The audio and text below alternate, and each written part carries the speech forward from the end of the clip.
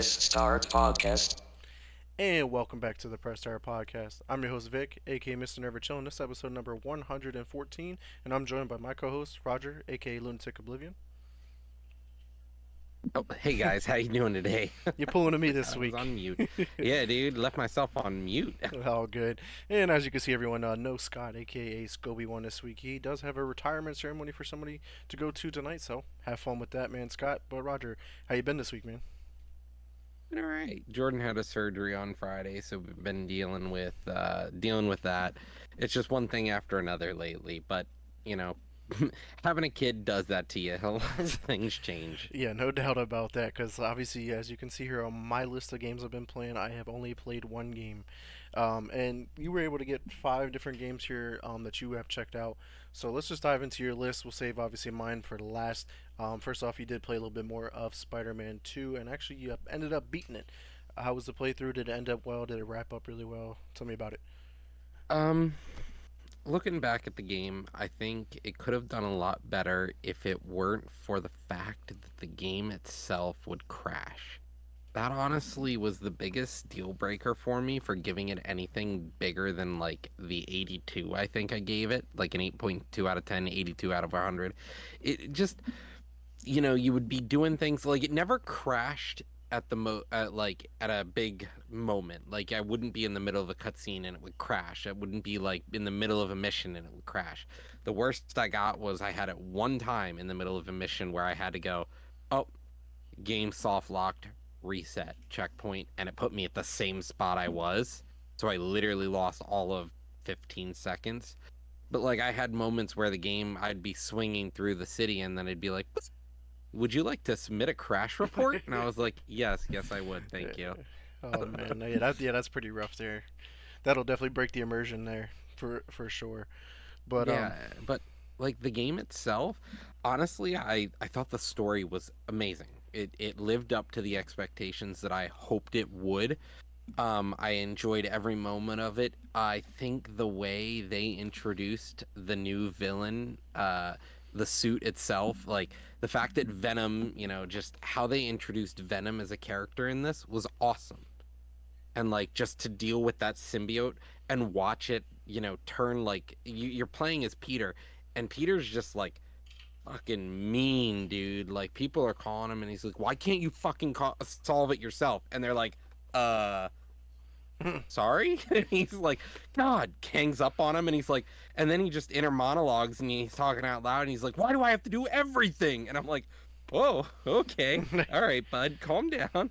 Like it honestly felt really good, and I thought it was interesting to see like how they handle a lot of these things. Like the character development and the character design was really well done in my opinion. I had a load of fun with the game. The combat felt smooth.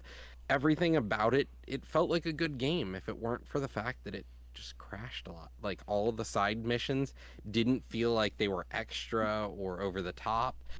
Um, the ending of the game leads us into Spider-Man 3, which will no doubtedly come after this, I'm assuming, because just looking at what happened in this game to seeing how it will transition to Spider-Man 3, I'm excited. We're going to get Green Goblin. I can almost guarantee it. yeah, it has And to. I'm excited that iconic villain that we know from our childhood, like as Spider-Man's main villain. We're excited because we're going to finally get to see him come back. Yeah, that'd be awesome. And it, Yeah. from I haven't played it obviously, but from what I heard is obviously like Peter Parker is done being the Spider-Man of the franchise. Like the next Spider-Man is all going to be basically about Miles Morales as the main Spider-Man. Mhm. So is this going to be like a Miles Morales 2, or is this going to be called Spider-Man 3? Like that's going to be the biggest question that I would have. Yeah, and I'm kind of interested to see where it goes as well because honestly, it's like the Flash comic in DC. Like every time I read the Flash comic, you're not talking about Barry Allen, the fastest man alive. You're talking about Wally West or one of the other Flashes out there. So like it's kind of come to a point in our lives where the heroes we know, we're in the middle of two generations. We're in the middle of the boomer generation and the Gen X generation of superhero to the zoomers generation of heroes. So like we're in that transitional period where like these kids are growing up with Miles Morales as Spider-Man. So like at some point a hero is going to have to step down unless they keep rebooting the series over and over again. And at some point you have to hand that mantle off, and I think this would be a great way to do it in a video game because like Peter's tired. Like you can see that. Peter's struggling. He just lost his best friend again.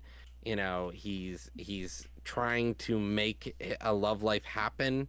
Like in the actual comics, he's a dad now. Like Hmm. they've cemented after Stan Lee is done, like after Stan Lee passed away.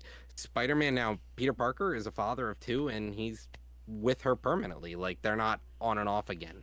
Yeah, that's good. Yeah, because even like for like the movies, instantly, like the Spider-Man we have now with like Tom Holland, apparently, like with the whole introduction of like the multiverse and whatnot, like the Yeah. next, like Marvel Avengers, like Secret War, I think it is, or one of those, it's supposed to be led by actually Tobey Maguire's Spider-Man along with Hugh Jackman's Wolverine, and I'm like, That's that's awesome to me. interesting to see there, and the fact that Insomniac also has Wolverine in the works too coming out, like maybe and apparently that is also set in the same universe as the Insomniac Spider-Man. Like, do they tie those characters in the future? Like, do they do a crossover event or a crossover game? That's going to be the big question mark and see how they tie all of that in. So, looking forward to see how Yeah, that I'm culminates. excited for Wolverine. Like Insomniac, they kind of did me a little wrong with this. Like it definitely wasn't the original Spider-Man for the PS4, Hmm. but like it wasn't bad. Like everything looked crisp, clean, the graphics, like the models in the game, like the character models, just they look better than so many other models. Like the facial features, the emotions on people's face actually feel real. Like Yeah. and it doesn't feel like I'm looking at 2007 Assassin's Creed models. Like, Yeah, for sure. So, given your playthrough is Spider-Man 2 come December 7th, is it going to be in the talks for Game of the Year? Like, is it going to be no, one of six of those games? no, it's definitely not a game of the year game. Okay, interesting. I think it is. It's a, Even though I haven't I played it, think I just it's, think it is just because like I feel like each platform is going to have a game of the year this year. Like I think Nintendo's going to have two game of the years, hmm with Mario Wonder and then Tears of the Kingdom. But then Xbox is going to have Starfield, and then PlayStation is going to have Spider Man. So that leaves two other spots, and that's going to be tough. yeah, Obviously, because Baldur's like Gate 3. Final Fantasy flopped. Yeah, Like, PlayStation has nothing going into it this year, so you know, and I feel like Spider-Man 2, it competes with Starfield in the sense that like it's a better story, it's a better single player experience, whereas Starfield is that iconic Bethesda experience you look for that but that the fact sandbox that they game. now make it, you know, new game plus where you can keep doing the game over and over again and re-exploring the game without having to recreate your character. Hmm. I honestly I think Starfield really shines well in that light. I think it to me it felt glitchier than Spider-Man, but more stable than Spider-Man. Like Spider-Man, I had barely any glitches except for two soft locks and like the crashes. Whereas like Starfield, I have characters that are just breaking immersion walking around without spacesuits. For sure. It's cold out here. Yeah, Okay, of course right. it is. I can't breathe, but you know, it works. But enough of that game. Let's talk about some of the other games here. You were playing some CS:GO 2. I know my friend Molly Mall has been running with you guys as well. Is the game playing really well, or is this kind of just like the Overwatch 2 treatment? Like it'll be fun for a little bit, and it's gonna die out. I think this is the first step in reinvigorating Counter-Strike. This is the first step to reclaiming its lost audience from Valorant.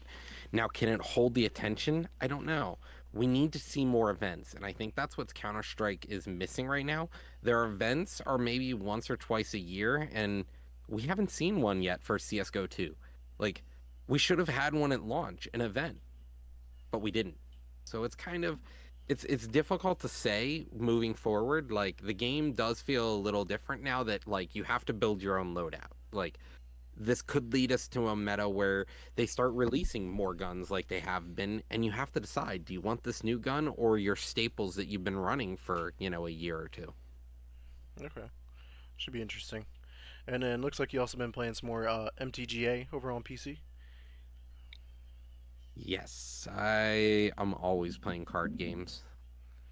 Yeah, as always. It's yeah, it's just it's like it's one of those things, you know. It's a proper pooper in some aspects for me. It's either read a comic or play MTGA. Like those are the two things you do. Right, for sure. And yeah, Phil, Rainbow Six, yeah, make your own loadout. Yeah, it's all pretty solid. Like Rainbow Six, but Rainbow Six does it well. Like whatever Rainbow Six is doing, it's working. They're in year like 8 or whatever support, and they're not done anytime soon. And the thing is, they don't really do a ton of like events. They don't do crossover events. They don't do events in general. They're just it's a solid game through and through. So, They have a dedicated community. And I don't think they're growing or shrinking because at this point they have that dedicated community. It's like Team Fortress 2. The game's still out there and they have a dedicated community for that game, but like it's not growing or shrinking. Like if we want to see CS:GO to keep its audience, it has to do those things. It has to keep it fresh. Otherwise it will revert back to that dedicated audience that we once had. hmm for sure. And then let's talk about some games I know Marshmallow has played as well. Like a Dragon Ishin. You played this via PC Game Pass. Obviously, we got the new one coming out, which we're going to talk about here in a little bit. But was this a thoroughly enjoyable experience? How far are you? Are you getting close to beating it? Are you planning on beating this anytime soon? Like, tell me about Dude, I have a gambling addiction. All right, I can't. I literally boot up the game and I'll do laps around the city doing side quests and like these little side missions. And like somebody's like, "Oh, I need a vegetable. I lost my money. Help me." And I'm like, "Okay, yeah, clearly. All right, whatever. Cool." This dog's like barking and it's like, "Oh, what if I give him a bone? Maybe it'll shut him up." And it. then they're like, "We're going to drown this dog, but he's not barking anymore." Yeah, well, he could start barking. And I'm like, "The fuck?" And Damn. then it's like, no, I'll adopt the dog. And I was like, okay. And the game's like, you can adopt like 3 cats and 3 dogs, have chickens, build your own farm. And I'm like, this is a Yakuza game. Yeah, This it's is typical. clearly a Yakuza game, my man. Like, there is so many things to do in Yakuza. It's just, I find myself being sidetracked by like, so you always have the main mission. You can go straight through the game to do it. But then there's always like the secondary main mission. And like, you could just skip it and not do it, hmm but like it's not fun then because like they build the game around that secondary main mission. Like Yakuza 0, you are the king of real estate. That's the thing. Like Kiryu is just like, I own this part of town. Like I own this part of Tokyo. This is my bitch. Like you own every store on the block. But then like this one's just like you're the leader of um a group of mercenaries, if you will, that work for the shogunate, and it's like, okay, like you can go in these missions and you just do a dungeon crawl and you just keep getting to beat the shit out of people, and I'm like, this is fun. Like I'm tired of like running into dudes on the street and they're like, I want to fuck you up for your lunch money, and it's like, come on, can we not? Yeah, Like, is this necessary? can we stop? Yeah, that's It's great. just it feels good and it plays well. The combat actually is what like we've moved away from this combat style when Like a Dragon released. We moved towards that turn-based RPG. hmm This game returned to the Yakuza format. Like but it actually makes weapons feel useful. It makes equipment feel useful, which have been in the game. All of the Yakuza games have had like weapons, they've had equipment, things you can put on your character, and they always felt kind of like meh. This game actually like you build your own equipment, you actually get to like modify it and it means something. It feels good. Like all the side stuff that Yakuza throws in there, just throw in there, feels like it belongs. And if the man who erased his name is anything like this game is going to be good. Yeah, for sure. I've never played any of them, so hopefully they are really good. I heard Like a Dragon, Yakuza Like a Dragon was a great place to hop in if you have not played any of the other Yakuzas as well. So maybe I give it a chance one day. But Roger, you were just talking about going through dungeons in Like a Dragon.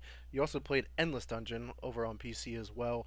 Did you play this with some friends, or was this a solo I played playthrough? this with Disney actually. Okay.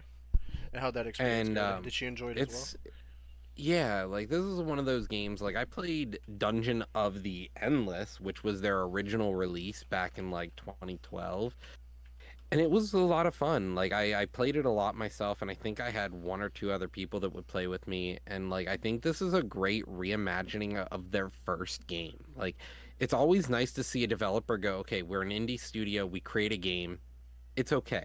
and then we release more and more games, and we kind of refine who we are as a company. And to go back to one of their original releases and say, okay, let's remake this game, just like we saw with our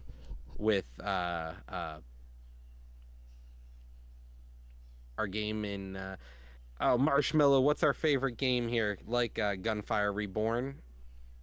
Yeah, that's one of But them that you guys have played. Yeah, yeah, like I can't even think of the Risk game of now. Rain. I hate Risk of Rain. Thank you. Yeah, I Like feel like Risk you of did check. Rain, that indie developer designed a 2D platformer, and it felt good. It was fun how it worked. It was complex, complicated, and challenging. It was awesome to play. And I think it really shows when a developer goes back and gives that game, a better treatment with lessons learned. And we got Risk of Rain, the 3D version, and it was great. And to see them now go back and redo the original game with the lessons learned and remake it as it was is also cool. And that drops this week or next, which is cool. Like I think that's one of the cool things about Endless Dungeon is it's a series, Amplitude Studios, I believe, who does a good job and then continues to do a good job when they go back to revisit things that kind of gave them their name. Yeah, Amplitude Studios. Yes, you are correct with that one. Yeah, seems pretty cool. Is that one on Game Pass? I can't remember. No, it is not. It I'm is a surprised. Steam game, but it's like only $40, which is nice. It's nice to have a game that isn't like the 60, $70 price tag lately. Right. So let's round out our games played with what I've been playing. Obviously, I've only really been playing Lies of P. I'm really trying to get through it. I'm still in the last level, and I got up to the final boss before the secret boss, and I played it, and I'm starting to understand how this works. And I think going into it next, because I only tried it a couple of times, but I'm gonna go into it. I'll probably beat it and then go into the secret boss. But man, like area 11 or whatever you want to call it, like the last part of the game, is so fucking long. Like I literally got to area 11, I was like, cool, I got like an hour left because all the other ones took like maybe an hour, except for like the cathedral one where I spent 4 hours with one boss. But like I just don't understand like the length and like the scale of like the difficulty just fucking spikes on this part, and yeah, it's I fun. felt like I felt like 11 wasn't that big of a spike. Like it only took me about an hour and a half to get through it. Yeah, But then again, I guess we do have to include the shoreline, that boss, then climbing up the tower, then climbing through the tower. Yeah, I could see that. it's a And pretty and I long ass level. honestly, it didn't feel like the difficulty got harder. It felt like it just took everything that was hard about all the different levels and put it in one level. Right, Like the monster in the train station, the broken train station, in Act 10, yeah, that was there, but there were like four of them, and you kind of were like, how do I deal with these? I can't kill it without consumables, but I only have so many. right. Well, you just have to reimagine how you use like the guys shooting weapons at you. You just stand between them and the monster gets fucking baked by them. Right, right. And actually, I actually didn't kill any of them. Like what I did was I climbed the steps, killed like all of the turrets up top, and then I just ran to the door and went in and fought the boss. Like I didn't fight none of the people on the outside. It was pointless. And then like when you get through past that like the door boss or whatever, the Hmm. guardian door boss, and then like you get to that bridge and there's like two more of those monsters and they're guarding like a chest. And I was like, how the fuck do I do? Like, there's no way of killing them because they're so close together. And like you said, you have limited on throwables, so it's not like you can really throw some shit at it. So Paul was like, just run up, open the chest, dodge, roll backwards, run up to it, pick up the item, and then run to your left and go up the ladder, and not even killing them. I was like, look at this, it just worked. So I just fucking Yeah, skipped both of them. I was like, there's no point in fighting them. There's no yeah. no reason to fight them at all. If I can just I fucking get the item and go I'll up the be ladder. honest with you. I killed everything in that level. Like the final mission, I've killed every enemy was in the map. I killed everything. Yeah, not me. I skipped as much as I could.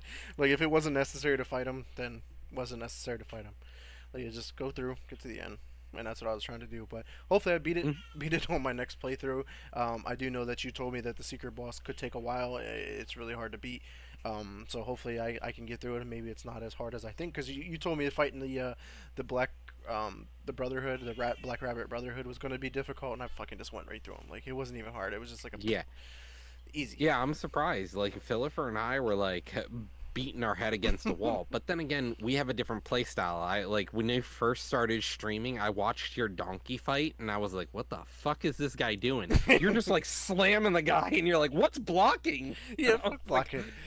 I'm a fuck very is he doing? aggressive playstyle. And I watched you just like die repeatedly, and I was like, is he ever gonna change his strategy? Like, Yeah, what's I going eventually on did. here, bud? Yeah, I eventually did.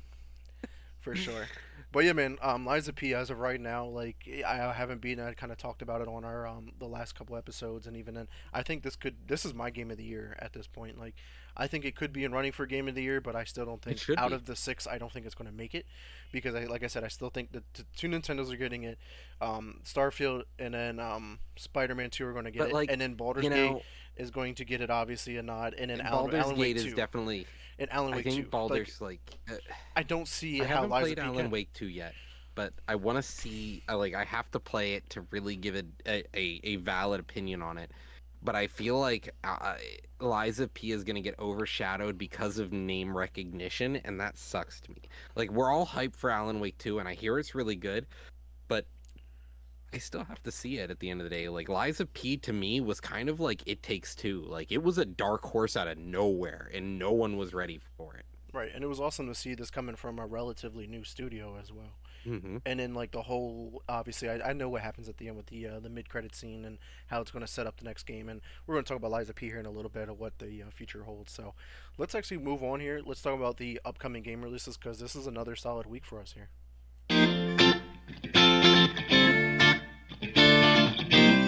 All right, Roger, if you want to go ahead and run through this amazing list that we got.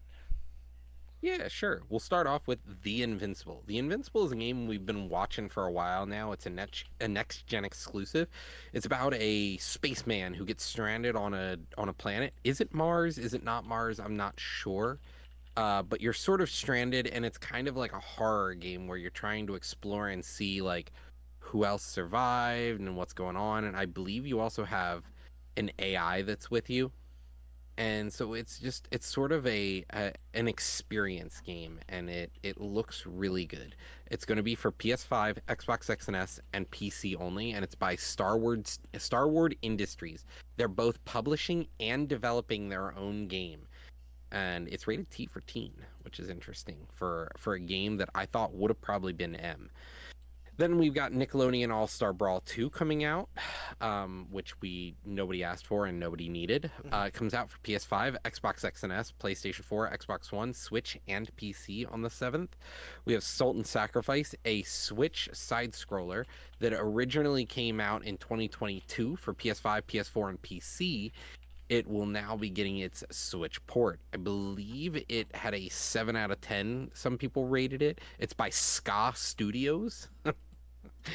Weirdly named.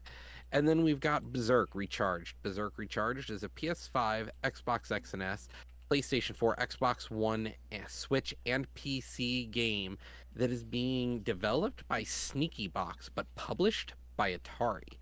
I don't really have much on this game other than it's sort of those retro top-down sort of arcade style games.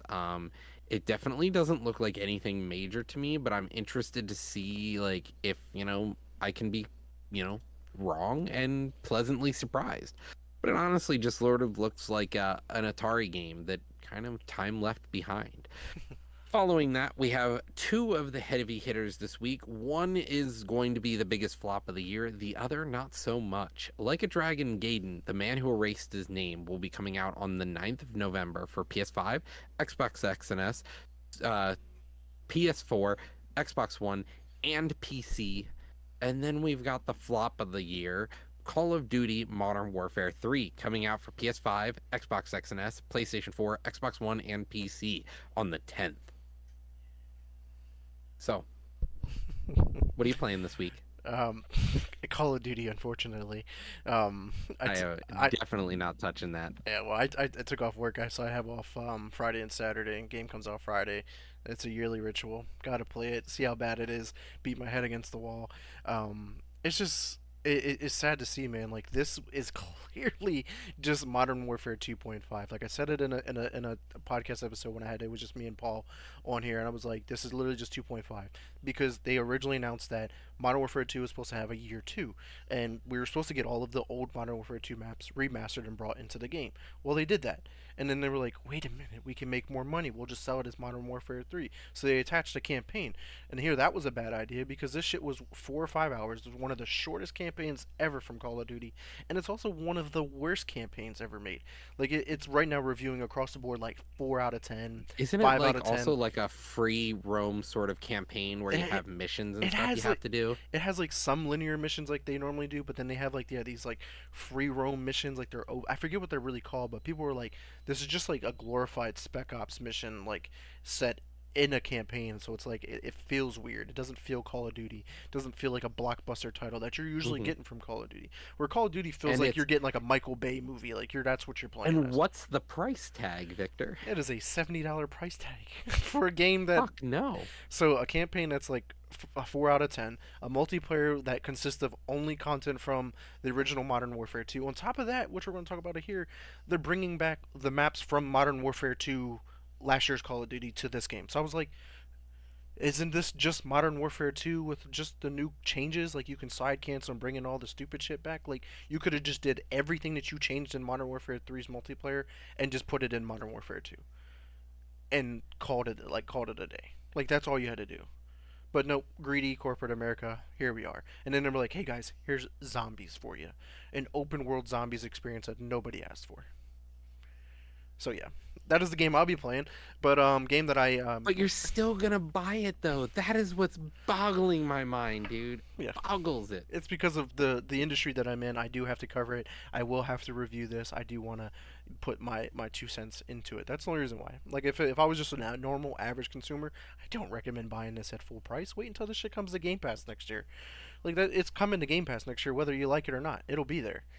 Hmm. So just wait if you're not if you're like that. But one game that I do wanted to highlight here was the Invincible. I'm going to get some gameplay here up. This one has me really intrigued because When I they don't know much released about it. it, like we saw the gameplay of it at I think Summer Games last year, and it blew me away. It looked so crisp, so clean. It just the gameplay of it is just so good. It looks so good. And this is like some gameplay trailer they had like last year. It's like an hour long Hmm. of someone just playing through it, and it just the sense of like is going on here, like what happened, has me very intrigued, and I'm just ready to play it. Like Yeah, I really want me to play too, this, dude. but I don't like I'm probably won't play it right away. It'll probably be a game I pick up sometime next year, but really excited for that one there. Um, What's really cool about it is it's got that sort of like retro futurism, like mhm. what they thought the future was going to be like in the 50s. Like you've got those Russian cosmonaut looking spacesuits and shit. It Mhm. looks cool. Yeah, like even look at this like control panel of this vehicle. It looks really like old, like 30s, 40s, like when cars first came out. That's what it kind of First, reminds me of. first game. You know, what 1920s is when the Ford Model T came out, I think, or somewhere around there. Yeah, Um, no. It's just the way you phrased it. yeah, we're getting old, man. But let's talk about a game that I know you're excited for. Here's some gameplay trailer from Like a Dragon Gaiden, the man who erased his name. So this one, you can see some of like the combat that's kind of going on, and we're actually going to talk about this game here in a little bit of like some details of where this game went from just like a DLC to a full-fledged game, which a lot of games are doing now. Modern Warfare 3, um, Assassin's Creed, Assassin's Creed Mirage. Mirage, yeah. Like a lot of games are just doing it at this point because they know that the consumers are suckers and they're going to buy it anyway. But yeah, Roger, I know you're looking forward to this, and good thing is it's coming to Game Pass day one, so it just makes it an easy access. You don't got to drop 60 Like $70 I on this. wouldn't have wanted to buy this game, but I want to play it is the weird thing. Like there's so many other games I would rather spend my money on, like the Invincible, so to just have it So on you don't Game want to Pass. spend money on this game here for you, Nickelodeon All Star Brawl 2. Um, this one's actually You seems like it's mean doing everything the right way this time because one of the biggest things that was missing from the first one was the voice acting, and the voice acting hmm is finally here in this game, which I think could take the game to the next level. With multiverses like kind of out of the loop right now, Smash hasn't really been as Well, big. No, no stuff. Multiverses got was a purchasable beta or Right. alpha or whatever. Yeah, Like stupid. what the fuck? And they were like, "Yeah, we were actually that was a joke." And honestly, the thing is, like, for this game to actually be legitimate or legitimized, it has to have a an esports league. Hmm. And like, if they don't get an actual valid esports league, it's a waste of time, resources, and space. Yeah, yeah, for sure. But I mean, right now is a perfect time to drop another fighting game because the fighting genre is booming right now. From Hmm. Street Fighter to Tekken 8 to Mortal Kombat 1, like it's big time right now, big time. So that is all the games that are coming out this week. So it's a pretty solid week. Has some ups, has some downs, has some question marks. Good thing is a lot of some of these are coming to Game Pass. Some of them are not. Some of them might just wait until they go on sale. Either way, new games coming out, so let's look forward to that. But Roger, let's go ahead and move on here to our industry news because this week we actually have some for you.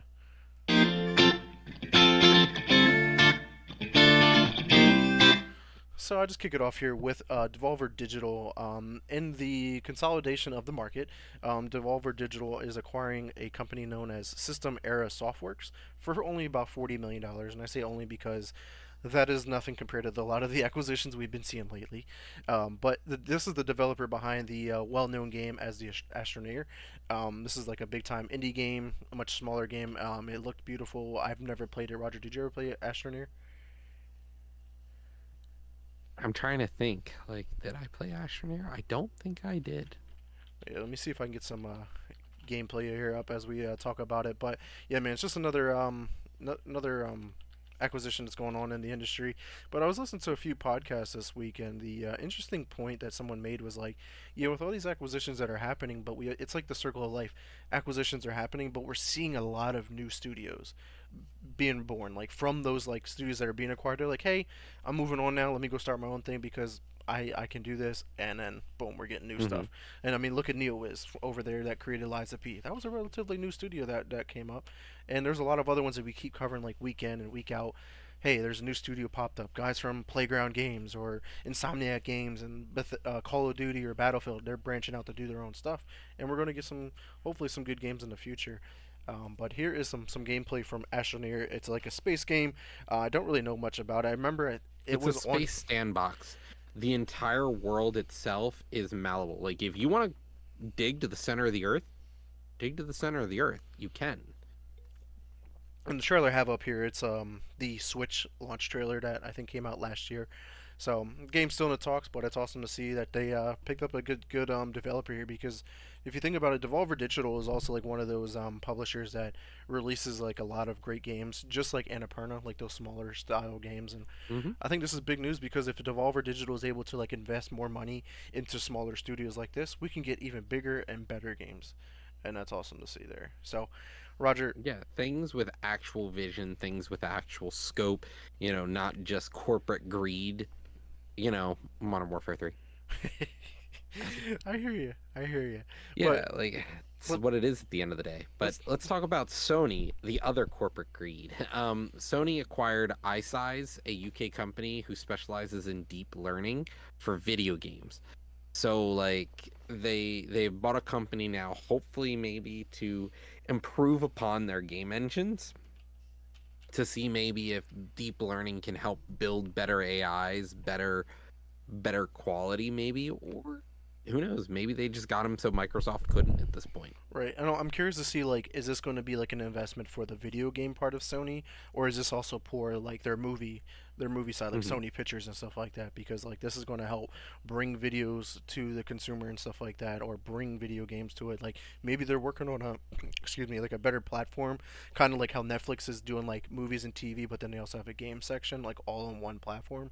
Maybe Sony's working towards something like that because they also own Crunchyroll. Like, what if they're trying to just bundle everything into like one application and just call it like, and excuse me, Sony Pictures and Games or whatever they want to call it. We'll see how it goes.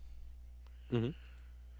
But And then, talking about Sony Pictures, Bloodborne movie is actually going to get a release. We're going to see a movie about the Bloodborne game, and Sony Pictures is going to be the one developing it. yeah, which makes sense. It's a PlayStation studio. Might as well pass it off to Sony, which have been doing really well with like a lot of their Spider-Man movies and whatnot.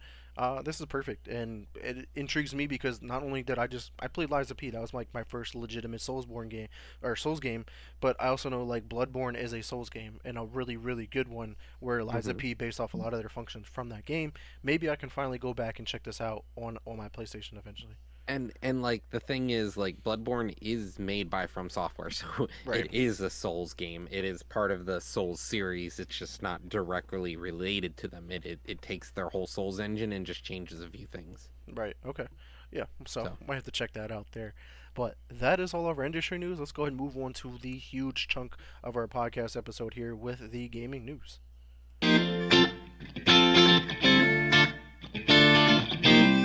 So obviously we got to kick it off here with Xbox, and boy, they were busy, busy, busy, busy. And to kick it off here was their event that they had this week, which kind of just goes by an association now because Microsoft owns them. But this event was already in the works. BlizzCon 2023 happened, and they had like an opening ceremony that was 2 hours long.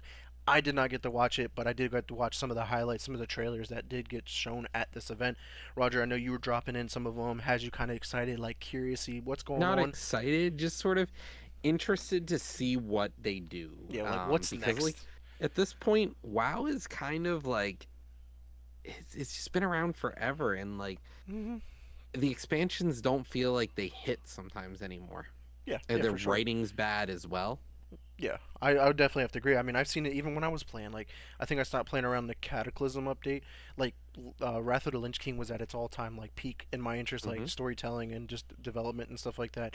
And then after that, it kind of like fallen off.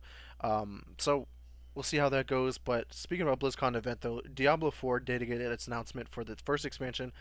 It's called Vessel of Hatred, and this takes place in the Diablo 2 region of Nahantu. And we don't really have a release date yet for this, but it should be coming out relatively soon. Roger, I can't remember. Have you played Diablo 4 yet? No, No. Okay. I wasn't gonna drop money on it. Like it looked good, but like there's just so much more going on. And that's the crazy thing. I think Diablo 4 could be a nomination for Game of the Year. I don't think it's going to be in that six that we're going to be voting on, but I think Diablo 4 is going to be one that gets voted, gets nominated. And I want to check it out because my playthrough with Diablo 3 with you, Disney, and Bruno was a hell of an experience. I had a lot of fun. We were steamrolling shit. I would love to check out Diablo 4 and see where that story goes because it seems really good. But Roger, we were just talking about World of Warcraft, and this was pretty massive, like what they were announcing here for World of Warcraft, because they announced not just one, not just two, they announced three expansions for this game. But I want to know how big these expansions are. It's like, are we getting massive expansions, or is this like one big expansion that was broken up into three parts? That's Yeah, going to I'm be the kind of kicker. wondering that too, because like we look at things like Cataclysm, we look at things like Wrath of the Lich King. You've got year one, year two, you've usually got waves. So like when we talk about an expansion in WoW, you typically have three waves. You have the first raid, second raid, the third raid. Sometimes they'll sprinkle in smaller raids or other things to do along the way, but you usually have event one, event two, event three, and they keep the story going through that expansion.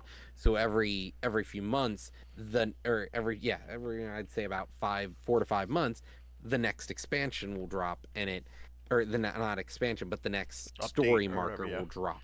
Okay. And so at this point, we're getting the World Soul Saga,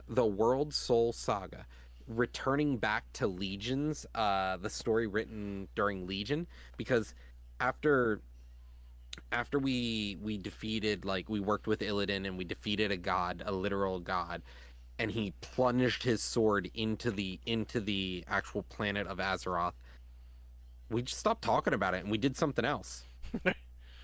We just fucked off. We were like, cool, whatever. Some things happen somewhere else. We're gonna go fight in the middle of the fucking ocean for a little bit, and then we're gonna go deal with the world of the dead.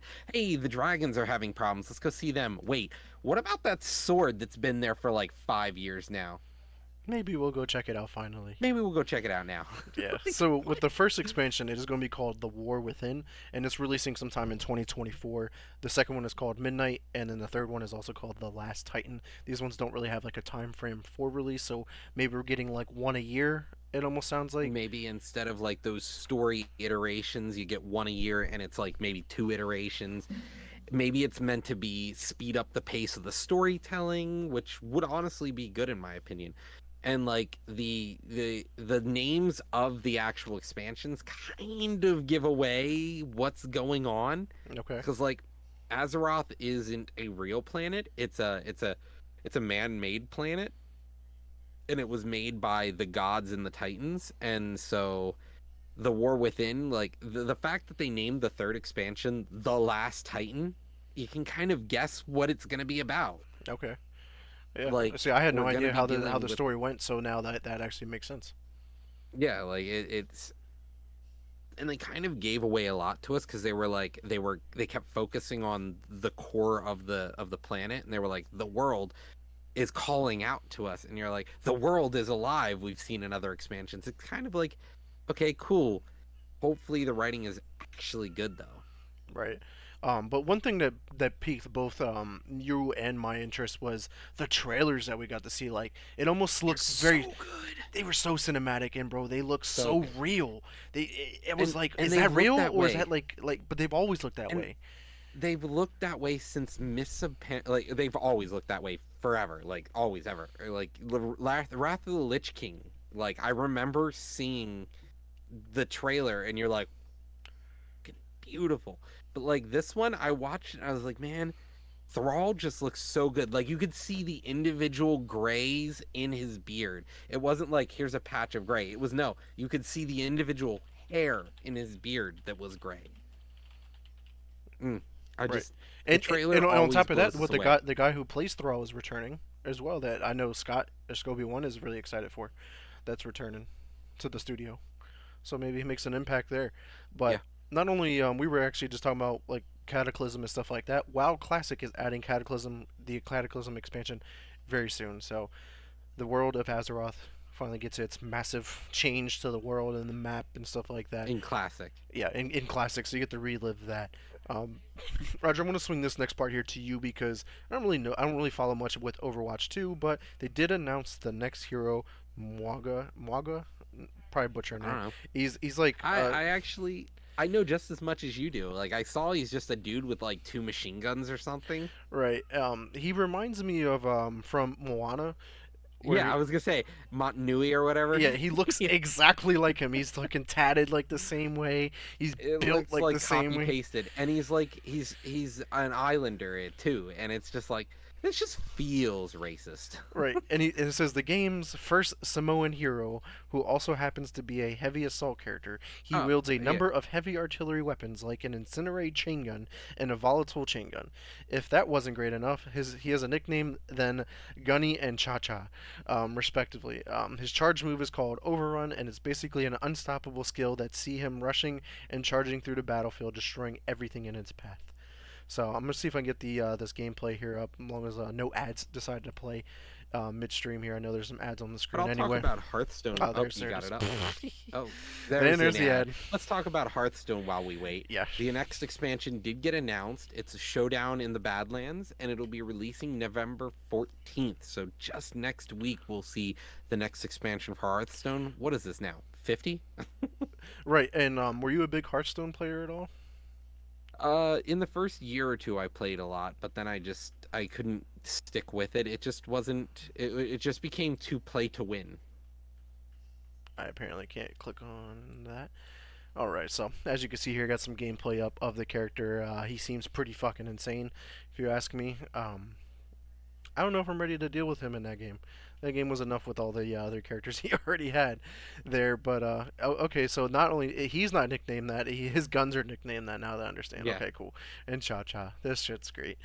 Um, Dual wielding miniguns. What's your take on his character? How does he look like he might play into the meta?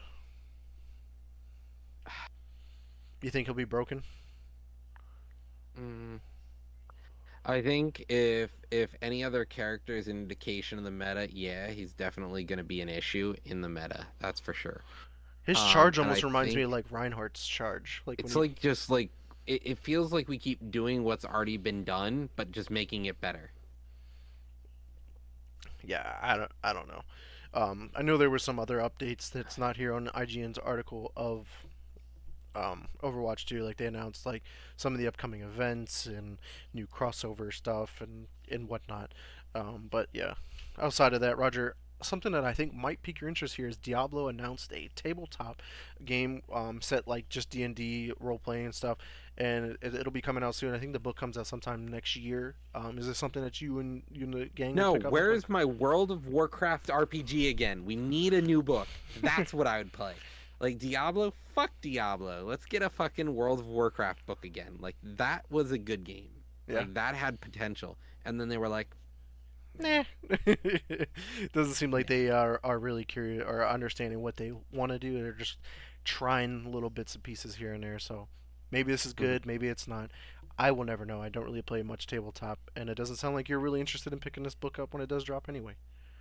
Honestly, it just feels like it might be overpriced garbage. Just selling it on the I name. feel like Activision Blizzard is doing too much and just hitting nothing. Like they're just rolling dice at this point, and they're like, okay, we had good ideas, but we keep fucking them up, and we're not gonna fix anything. Right, we're just gonna let them be continue to be fuck up. Um, It's all about name recognition for them. Right.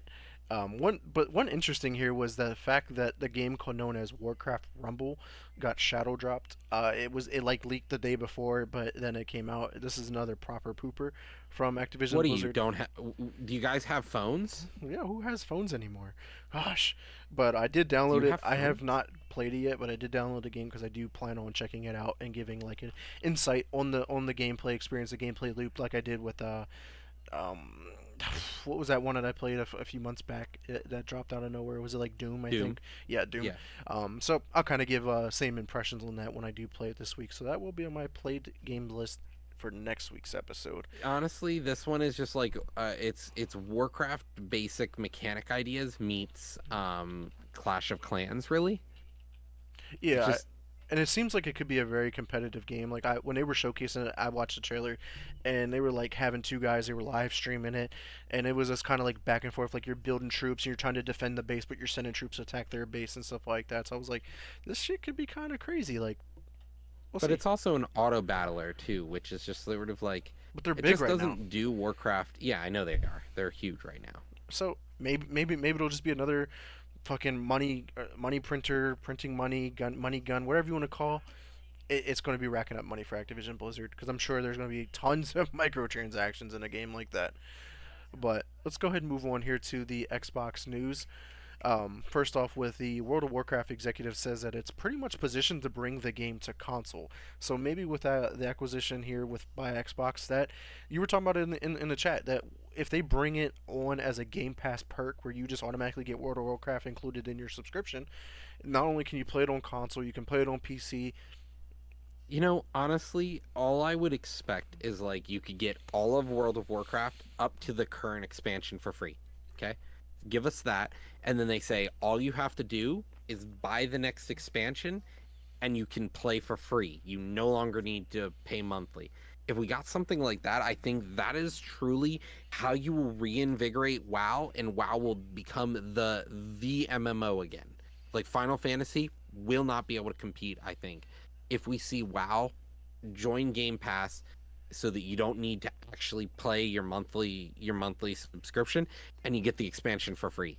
Yeah, that could be Or huge. or if you get an add-on to Game Pass where you pay $5 extra Yeah, and they give you all the expansions including the current one. yeah. I think Xbox should look into doing that because they can even do that with like, say, if you want to get Ubisoft Plus instead of paying $15 or $20 extra on the side for Ubisoft Plus. If I have Game Pass Ultimate, I just excuse me, drop $5 as a bundle and just hey, give me Ubisoft Plus or oh, I want World of Warcraft.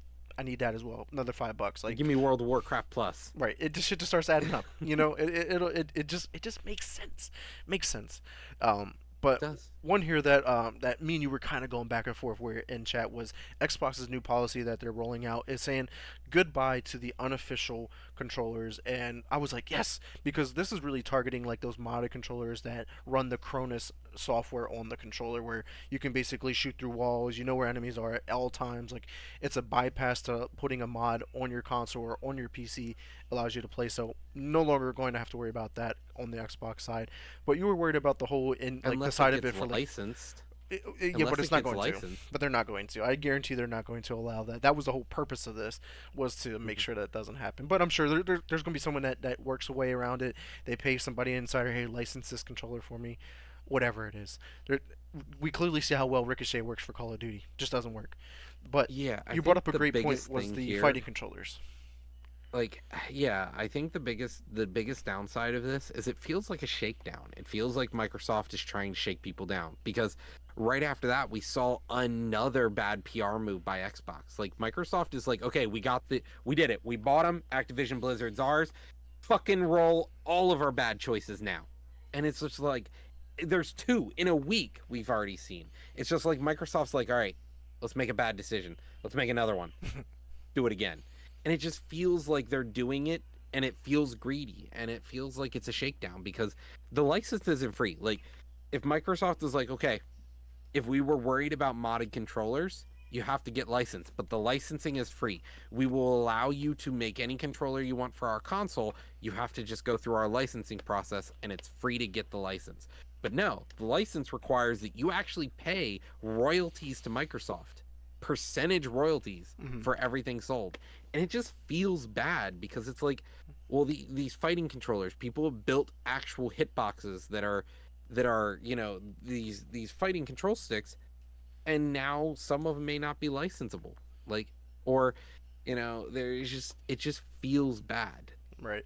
Yeah, so honestly, we'll see how that all plays out. Maybe they'll tweak it and stuff because Microsoft's good at like rolling back stuff or making adjustments. Because as you can see here, Microsoft actually reversed the price increase of the Series S in Brazil. So that was a really great example of they were like, "Oh, maybe we shouldn't have did that. We'll roll that back." Like they've done that before. They're like rolled out increased pricing. but They're like, but "All it's right, maybe like, that's not it," because they're testing the yeah, market and to see if it's it's acceptable. Because if they don't get pushback, they're like, "Okay," like they're yeah, that means the exactly, consumer's okay with it. Where if consumers are like, "No, what are you yeah, doing?" They're like, all right, we went too far. Like we the line was here. We said, all right, we fucked up. Like we just stepped one toe over yeah. it, and it And wasn't. it feels like they're pushing every button, and some of them feel like shakedowns, and that's what's starting to really not sit well with me because I've been like the doomsayer for the Activision Blizzard merger this whole time, and I'm just playing devil's advocate. But like, we see the merger go through. Like, Microsoft has been hitting every week, and I've been feeling just terrible. Like,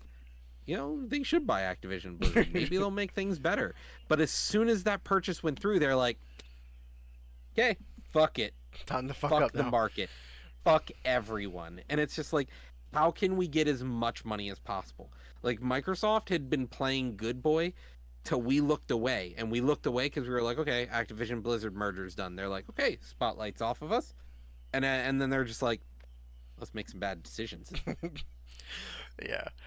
Another interesting part here, before I cover some sales numbers here, is Microsoft employees were apparently going to lose their Xbox Game Pass Ultimate perk until Phil Spencer got word of this because he actually had no idea. He was not communicated this at all, and he was like, "Hmm, I don't like that idea." And he went and talked to whoever he did, Satya Nadella, or whoever he had to talk to, and was like, you know, we got to change that. We got to make sure all of our employees keep that benefit, that perk of the job. And they're like, okay, yeah, we'll do it.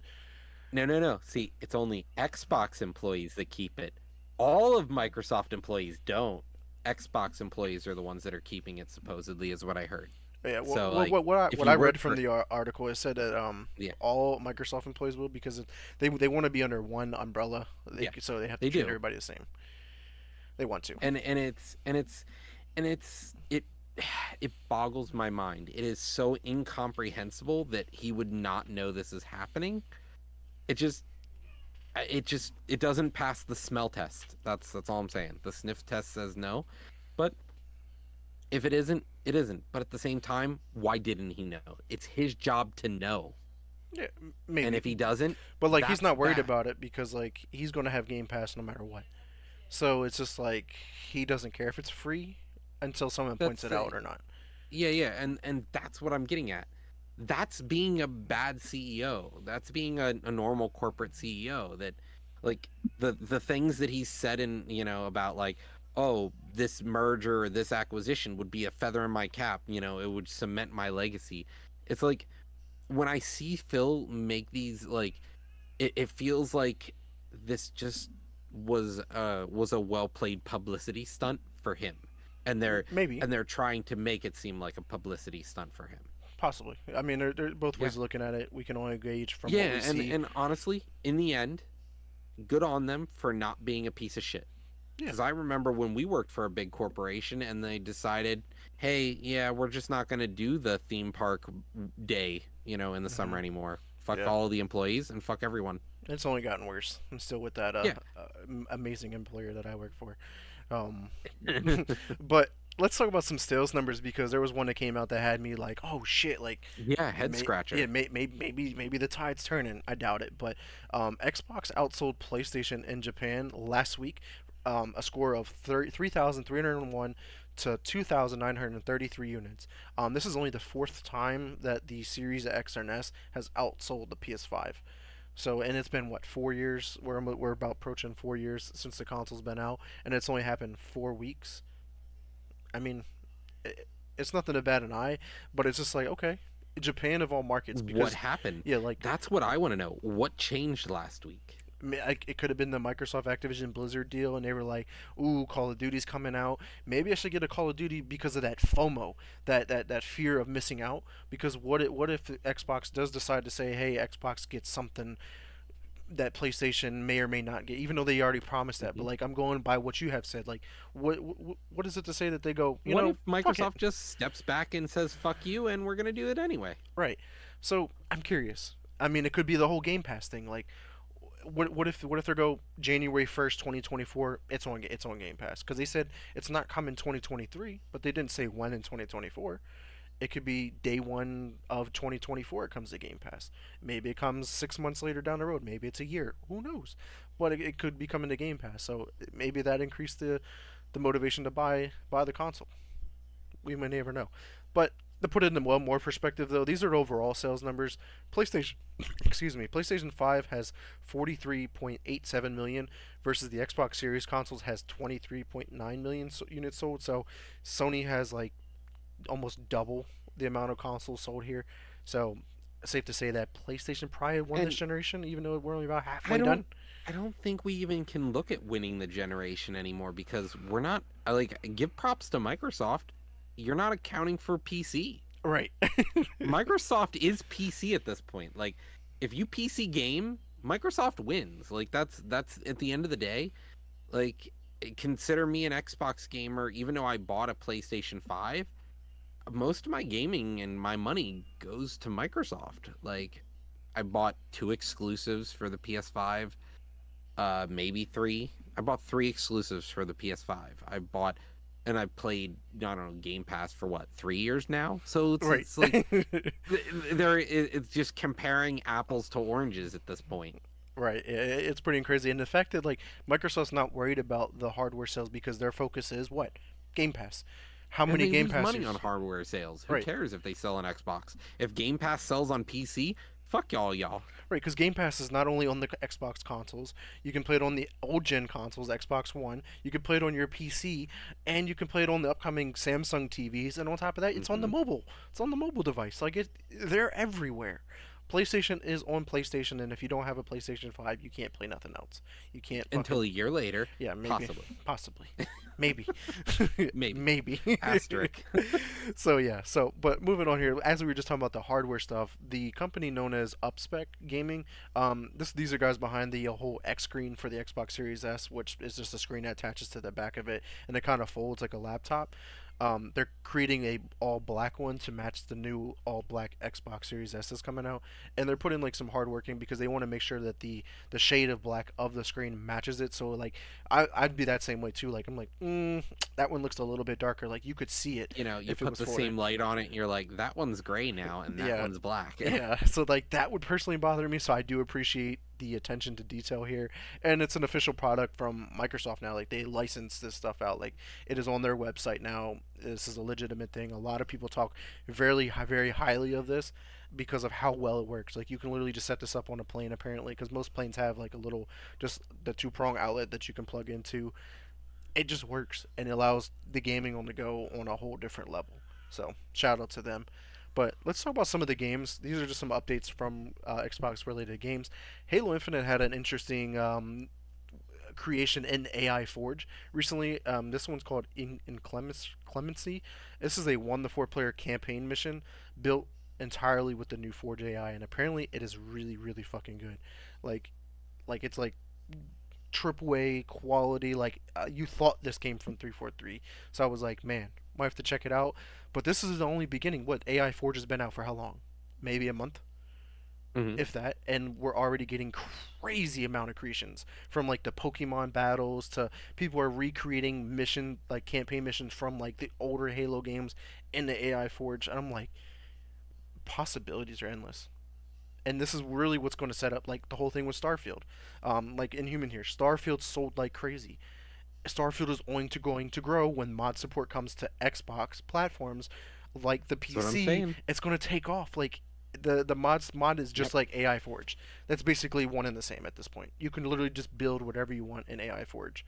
Same thing you can do in Starfield. Like Xbox is going to be the place to play if you want to just do whatever you want. Because not only that, let me skip this next one here to get to this. Grounded. Grounded had a recent update called Make It and Break It update. This lets you build a whole new game for yourself. This is basically like Forge but in Grounded.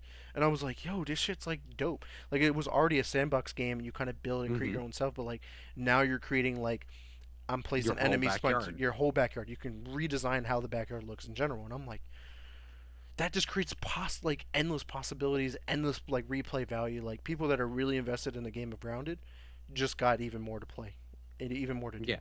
It puts it kind of on the same level as like Minecraft, where like people are designing whole like Microsoft now does it themselves, but like it Who puts owns it on the Minecraft? same kind of, yeah, I said I know that. who Microsoft. yeah, but Yeah, like that's what I was getting at. It puts it on the same level as Minecraft does now that Microsoft took people's ideas of building whole story missions in Minecraft. yeah, it just works. And then they built like marketplaces within Minecraft so people can then sell that content and monetize it then, and it just Hmm. works. Microsoft is doing really good things here. Um, this goes on to what I was talking about with Modern Warfare 3. The Modern Warfare 2 maps are coming, and they're starting with Farm 18, Mercado, and Shoot House. And apparently, Shipment is the fourth map that's supposed to be coming. But they are only going to be played in their own dedicated playlist, so it's not going to be in like the pool of the other maps. So whatever. Why? And then the Yeah. last note I had here was that reviews are bad and close to some of the worst in Call of Duty campaign history. So, and it's crazy to see. I was comparing like the different like ratings of the last three Modern Warfares. Modern Warfare 2019 was like an 8 out of 10 for most on average, and then next year's Modern Warfare 2 was a 6 out of 10, and then this year's Modern Warfare 3 is a 4 out of 10. So we've just been getting incrementally worse each year. And on top of that, like Black Ops Cold War, like that game is 100% garbage, and then Vanguard was also pretty garbage. So it's What's Vanguard? like Like that's what it felt like to me. yeah, Call of Duty has just been in a really bad spot for like campaign mission wise, and it's like multiplayer just been like it hasn't been like all that, and like really what's I think what's keeping them afloat is Warzone. Like Warzone is really what's keeping them afloat at this point, but we'll see how that goes. And COD fanboys like Victor. Yeah, I used to be a COD People who will fanboy. buy a $70 game. Yeah, I remember when we started the podcast and you were like, Call of Duty. Yeah. And I was like, all right, bud, cool. Yeah, cool. It's because I was part of the COD Pro team or esports team for Shoot to Win. I had to be. Had to be. Hmm. But let's talk about the other shooter that they got. Overwatch 2. They're apparently doing a collaboration event with the K-pop phenomenon, and I have no idea how to say this, but Les Seraphim. So I have no idea, but this is a game's first ever musical artist event. There's going to be an in-game event along with like legendary skins that you can get. So it's like whoopty like Fortnite's been doing it since day Let's one. like Apex. they both were beat, okay? They both are beat by League of Legends who did the original K-pop. Yeah. Hmm. And then on top of that, like we just recently got the announcement from Apex Legends doing the collaboration event with Post Malone, which is kind of doing the same exact thing. Like there's an in-game event, different skins. It's like, all right, Everyone wants the Fortnite experience. They want the Fortnite bucks for their corporation. right. Which I cannot wait to talk about Fortnite later on this episode. But let's move on here to the Xbox services. These are the Game Pass editions. So we got Headbangers Rhythm Royale, Jasant, War Tales, Thirsty Suitors, All are available now for cloud, console, and PC. But coming out here tomorrow, you get Football Manager 2024 for cloud, console, and PC. And then on the 9th, you got three games coming out. You got Dungeons 4 coming to cloud, console, and PC. Like a Dragon, The Man Who Erased His Name, and Wild Hearts, which is coming via EA Play, which we in turn get it on Game Pass. Which it's awesome to see because like this was like that whole like Monster Hunter kind of game, but from like Hmm. one of EA's like indie studios that the game didn't really do well. It looked fun. It was a game that I was like maybe I want to check this out. This gives me that chance to finally check this game out without investing any dollars into it. But then on the 13th, we get Spirit Tea coming to cloud, console, and PC. And then rounding out the week is Coral Island coming to cloud and next gen consoles only on the 14th. So, Roger, any of these games have you excited other than Like a Dragon? I know we talked about Jusan a few times. I know we're looking forward to that. But Thirsty Suitors reviewed really well. So, is this a game you're going to check out? Yeah, I already have it installed. Look at I'm you. excited to play Thirsty Suitors. It's like Thirsty Suitors is like 9 hours for a main game plus extras. Um, War Tales, I ended up actually playing that on Steam, which was cool. But Jusant, we talked about, I've already got that installed. It's a super short game, but really interesting, and I'm really excited to play it. But I think honestly, Like a Dragon Ishin, like after playing that, I'm ready for The Man Who Erased His Name. And the For sure. fact that like we're not even mentioning next week what's coming out because like next week we have Persona 5 Tactica coming out, Mm-hmm. Right. which like day one, Yeah. awesome. Mm-hmm. Yeah, it's awesome to see like all of these franchises coming that you would never have thought in a million years, say 5 years ago, was going to come to Xbox. From all of No the way, Final yeah. Fantasy games, the Yakuza franchise, the Persona franchise, like these are all PlayStation and Nintendo oriented franchises that we're familiar with, and they're like, oh shit! And on top of that, like we're getting like Octopath Traveler 2, like we're getting all of these Japanese oriented games, and you're just like, yo, come on, bring them on, because they're fun. A lot of people enjoy these games and they're looking for them. And on top of that, most of these are coming to Game Pass, so it just adds that value of why should I buy Game Pass? Well, every game that I'm probably going to play is on Game Pass. Why not? Yeah. Yeah, honestly, like it's sad to see some of the games leaving though this week, Hmm. like or next week, like to see Coffee Talk leave Hmm. is a big L. That is Yeah. a big L. So like if you haven't played Coffee Talk and you want to play Coffee Talk 2, like you need to play Coffee Talk to play Coffee Talk 2. So like if they take the first one off but not the second one, why? Yeah. Why? Like It had to do something with the that's contract. Probably maybe they signed a new yeah. contract with Sony because obviously every time we see a lot of games leaving Game Pass, what happens that Hmm. next day, November 16th? I guarantee you some of these games are going to be on PlayStation Plus. I That's just can how it's been. guarantee they probably will as well. And cool, good for them. But like it feels like they're getting sloppy seconds. And like I don't want to be mean to PlayStation because like I like to root for them because I've liked PlayStation, but like it feels like they're always getting sloppy seconds lately. Right. But yeah, on top of Coffee Talk leaving, we got Exapunks, Ghost Song, Gungrave Gore, Football Manager 2023, which makes sense, Lapin, Yeah. and then Town Scraper. So not really. I know Ghost Song. I know Marshmallow played. I'm not sure if he's still here in the chat. He enjoyed that one. I think he also played and beat Gungrave Gore. I'm not sure, Roger, if he played and beat either of those two. I do know that me and you both played and beat Coffee Talk. That was a really great game. But the other ones, eh, it is what it is. But you do got 10 more days to experience any of these games before they leave. That is all of the Xbox news I got for you guys this week. So, Roger, what's going on over there in the PlayStation world? PlayStation is pulling up L's, man. Every day it feels like Bungie is now hit with layoffs, officially announcing the delay to Destiny 2 and their new upcoming game Marathon.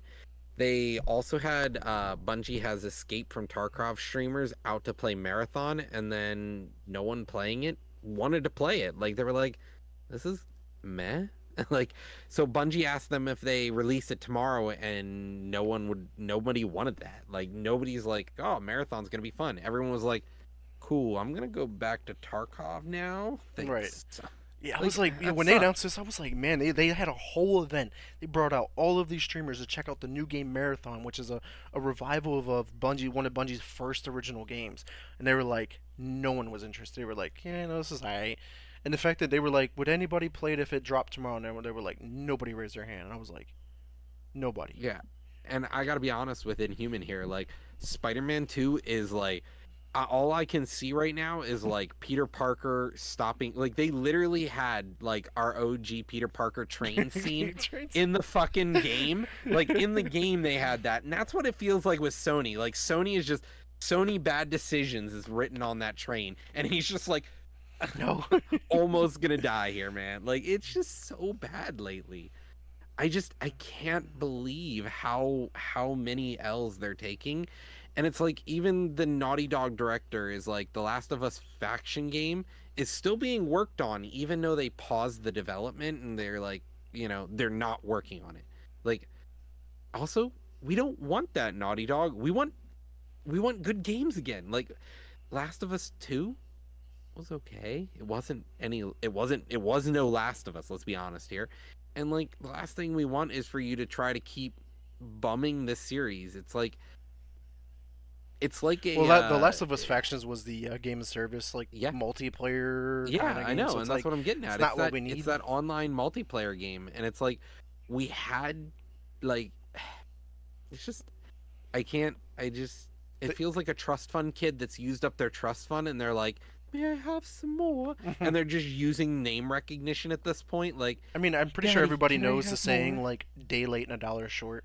Like Yeah. that's pretty much what like would sum up Sony. They're like, "Ooh, games of service," but like the games of service train has already left the fucking building, and they're like, Well, it's on fire down the road and they're like, "But what if we do it better?" And "Right, they're like, let's build that same it's train on the same track and not fix any of the issues and hope it don't catch on fire."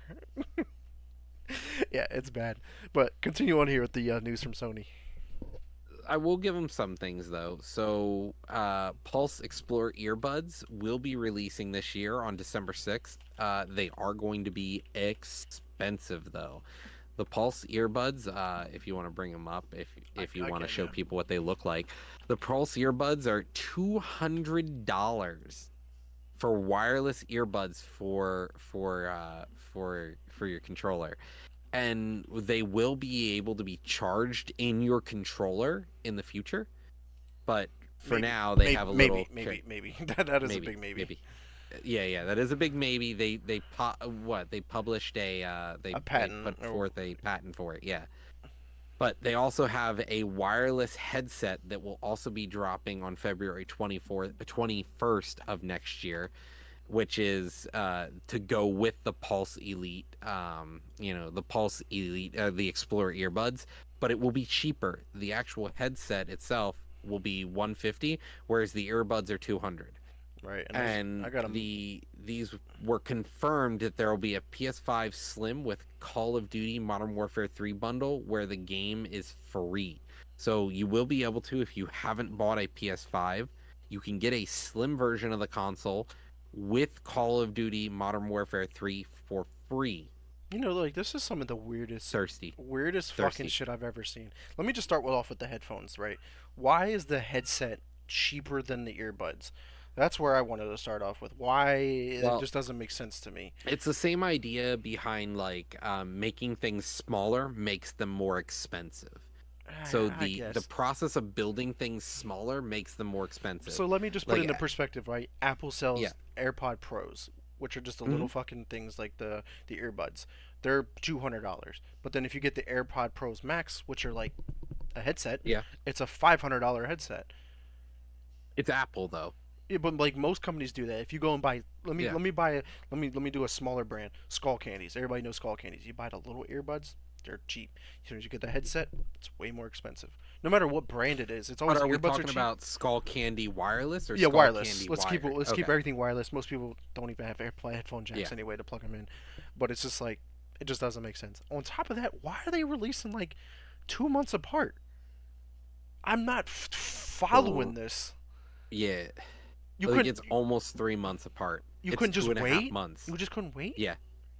It It just and I when guess and the when holiday season. They're trying to get them in during the holiday season, but they're not even coming out before Black Friday. and when does the port the okay look, so the PlayStation Portal, their new handheld device, it releases on November 15th. So you're telling me that it's coming out and it doesn't even launch with a headset that pairs to it, because remember the only headsets that can compare pair to this thing are both of these devices. Yep. So you can't. You're going to be running with no headphones, no headset, no nothing. Like Yeah, I'm just it's lost. no, I'm with you here. I'm 100% with you because it's just like Sony's just like let's. It feels like right now Sony is definitely getting pressed by Microsoft. Yeah. Microsoft is definitely coming down on them, and Microsoft also has big daddy money here too. Like Microsoft as a whole could outspend Sony, Hmm. 100 to 1.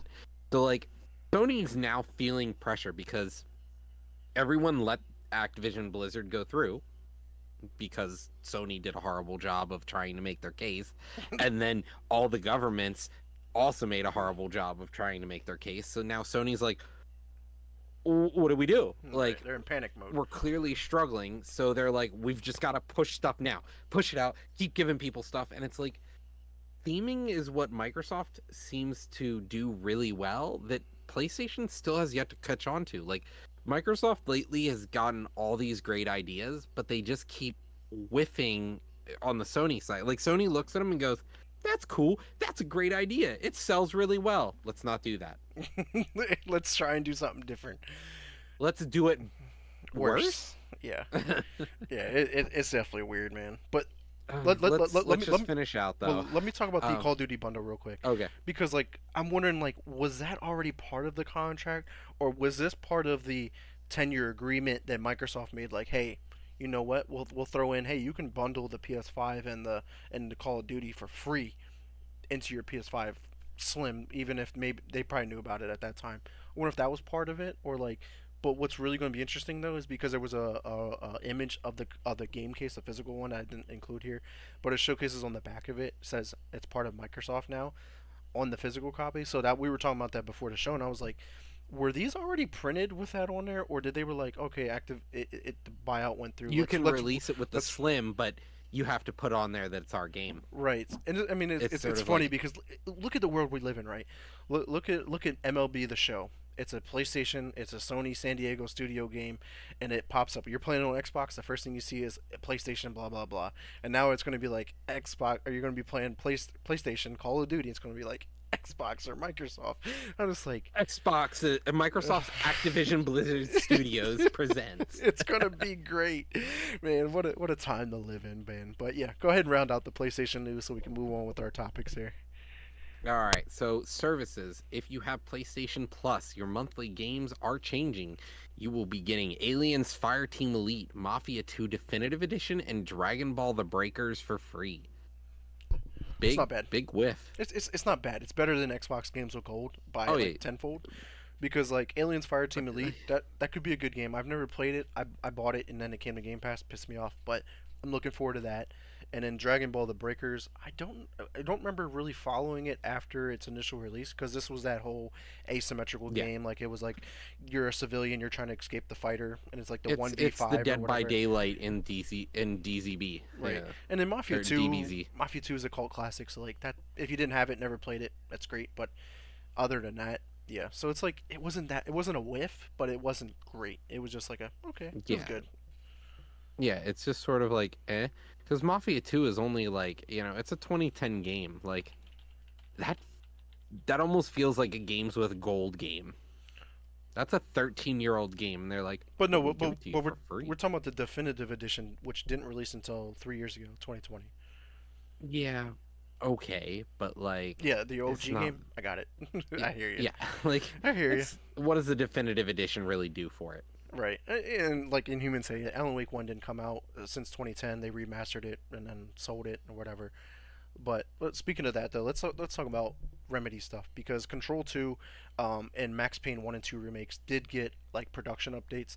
Control 2 is in the proof of concept stage, where like the Max Payne 1 and 2 is kind of like a little bit further in production. So that's awesome to see. I've never played Max Payne 1 and 2, because I come to find out these games came out in like the 90s, I think it was, and wasn't really playing these kind of games in the 90s at all. So that'll be awesome to see that we'll finally get to play these games, because they're called classics. They're great games that, from what I heard, and Remedy has like never missed with their games other than Crossfire X. So this will be pretty exciting there. But looking forward to Control 2. But Roger, let's talk about Alan Wake 2 because I sent you that video of Digital Foundry kind of breaking down the game, and they kind of showed you where if you run it on Xbox, it runs at a pretty good steady locked frames. It doesn't really drop frames at all, but for the PlayStation, for some reason, drops frames pretty frequently and all the time. So it's like, Yeah. what is going on here? I'm with you here. I'm like, why is it dropping frames? But you were like, this is a moment where Microsoft is being held back. And I'm thinking to myself, yeah, I don't think it is. I think this is the moment where they said, okay, fuck Sony. Microsoft, we're gonna make it so you have a stable 60. PlayStation, good luck. Like that's what it feels like to me. They found the perfect spot for Microsoft, and then they were just like, good luck, PlayStation. But okay, remember when I talk about like where the Xbox is more powerful than the PlayStation, and then what happens if like they make the game for the Xbox Mm-hmm. at like its best performance, but then try to give it its same thing on the PlayStation, and the PlayStation is just not capable of running the same quality game as the Xbox, and I'm wondering if that's what Mm-hmm. we're seeing here. Yeah, I'm thinking we're definitely seeing that because Remedy wanted to make the best possible game on the consoles they could, and they were kind of like PlayStation. Sorry, And I mean, that's what it felt like. this is a crazy thought here from an Inhuman. If this is true, that PS5 is using maybe outdated shaders of some sort, like the technology that they're trying to use on the PS5, like if that's an Hmm. issue, like that would suck. But Alan Wake 2 is arguably one of the greatest next gen games I've ever seen, and what people are saying, like people actually have been playing this on like the 4090 card, maxed out PC, and they're like, this is insane. Like if this is where gaming is going, then we are in It for it. looks so fucking good. Like honestly, it's mind-boggling. Like I watched the Foundry video, and I was like, Jesus Christ, fucking Xbox and PlayStation look like actual garbage threw up on the screen compared to what the PC looks like. I watched the guy walked through water and watching the ripples. Mm, gave me a chubby. And Inhuman here in chat, I know he's been playing through it. He's pretty far along the game, and he's like he's impressed. This is like probably one of the greatest games he has ever played. From like the Yeah, music, it's from the so music, good. because we were talking about Liza P's music. We're like, man, that's really great, and it's like this just took it to the another level. Like Alan Wake Hmm. 2's music in that game is really good. The environment and like I forgot about the ability in Alan Wake 2 is like there's two stories going on. You got Alan Wake's story, but then you got the new character Saga Anderson, and you're kind of like you can play them at any moment, so you can switch back and forth. Like, oh, I want to play through all of Alan Wake's story first, and then I want to go through hers, or I can go Hmm. one back and forth. You can do that as well. So like that's fucking cool. Like that's a different approach to a game. And from what I heard is like playing from the saga, her version of the story is like if you've never played Alan Wake 1, playing her story kind of gets you caught back up and kind of understand what is really going on here. And then it sets you up. And then also I know like in the game is like there is a ton of like tie-ins to Control, to the first Alan Wake, to even Quantum Break, the Xbox exclusive from Remedy Games. Like if you did not play those three games, there's going to be, Paul, I seen your tweet earlier today. There's going to be a lot of throwawayable characters. You're like, man, who the fuck are they? I don't care about them. But if you played them shit, you're gonna be like, oh, like that's dope how they're tying in all of the universe together. So Hmm. this game's looking good. But Roger, let's go ahead and move on here to Liza P. We were just talking about it here. They released a video known as the director's letter, and kind of just giving like some rundown of like what's to come, like new updates, what's the future of Liza P. Because it, bar none, it was a very successful game. First off, they're making some minor adjustments like the rising dodge ability that you would have to unlock via the P organ by investing your quartz is now going to be a default ability where you don't have to invest it. And I'm like, that's fucking dope. You can invest them quartz to something That's else. literally going to just make the game easy mode now, bud. No, that's what he said. He was like to make it more Yeah. approachable because it is a really hard game. And I was like, I like that ability, but now it's going to be free. Why not? But Yeah. you'll also be able to do new threads and customization options, including to separate like glasses and the hat.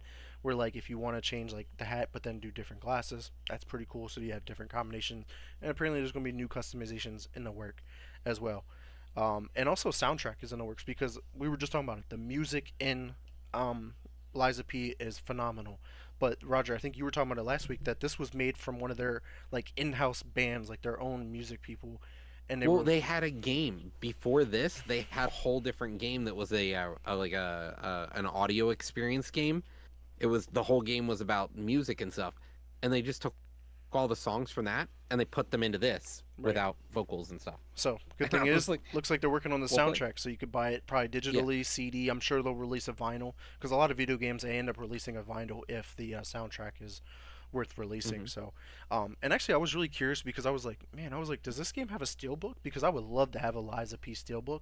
And apparently, there was a deluxe edition that was released the same day the game came out, and it was like only like $10 more, and you got like the art book, the steelbook, the virtual or the digital soundtrack of the game. And I was like, man, I missed out on it. I tried to look at it to buy it, cannot buy it. If you want to buy it, Yeah. shit's on No. the it's on the aftermarket for $200 plus, and I'm like, fuck, I missed out. Like on one time, I would have bought a deluxe edition of the game. I failed at it and missed out on this opportunity. But maybe one day I'll have it in my hands. Moving on here to another Souls-like game, Roger. If you want to talk a little bit about what's going on with Remnant 2. So Remnant 2 has announced its first DLC, the Awkward King. It's a new area to explore called the Forlorn Coast. In it, players will expect to see a little less procedural generation in favor of certain areas being already pre-generated and set for you. Yeah, that's pretty cool. Have you played Remnant 1 or 2? Not yet. Not yet. So this is like a co-op Souls-like game, and Hmm. I think you can play up to 4 players if I'm not mistaken. I could be wrong on that number, but interesting enough, I just sent you and Scott a screenshot of games I bought from GameStop because I snagged like 6 games for like $60, and one of the games I picked up was Remnant 1 because I've never played it, and I was like, ooh, Hmm. maybe this will be a chance I get to check this out, and then because I know Remnant 2 was really good because this is also another game that could be in talks for Game of the Year. Like it's going to be on that snub list. Like the games that we got this year are just mind blowing. Like some of the best games we've ever had. So, looking forward to that. Would you be down to check it out sometime, maybe? Yeah, I would definitely play Remnant. I actually was looking for people to play it with it at one point. Just Yeah, never got around to it. yeah. I completely just bypassed this game, had no idea, and then going back on, it, I was like, man, that game looks How'd fucking I dope. miss it? Yeah, Yeah. how'd I miss it? Yeah, there's a bunch of games like that. But if you want to go ahead and talk about our next game here, Yeah, sure. Vampire Survivors and oldie but a goodie at this point. Update 1.8 will be releasing with a new mode, a new game mode called Adventures. It contains a small story in addition to the gameplay loop that you're set to expect. let me turn that sound down. Yeah, so yeah, it looks pretty cool. Like it seemed like they're adding a lot of good content to it, and like just adding like more depth, more to that story, and the fact that like Mhm. there's new side quests to it. Apparently, like there's new characters, new combinations, new items, new equipment, new weapons, all that kind of stuff. Like this game just keeps adding to a game that I didn't think would be around for as long as it has been. But Mhm. this was a really great experience. I like Lauren got tired of me. I was playing this shit like every day, all day. Like I love this game. It's a fun game. It was super fun. I just never beat it because like I don't know like how to get to the end or like what's next. I can't figure it out. But yeah, definitely a lot of fun there, and really excited to see the new update. And the fact that it supports couch co-op now is even better. So for anybody who does still do the couch co-op experience, go check it out. It's on Game Pass as well. All right, Roger.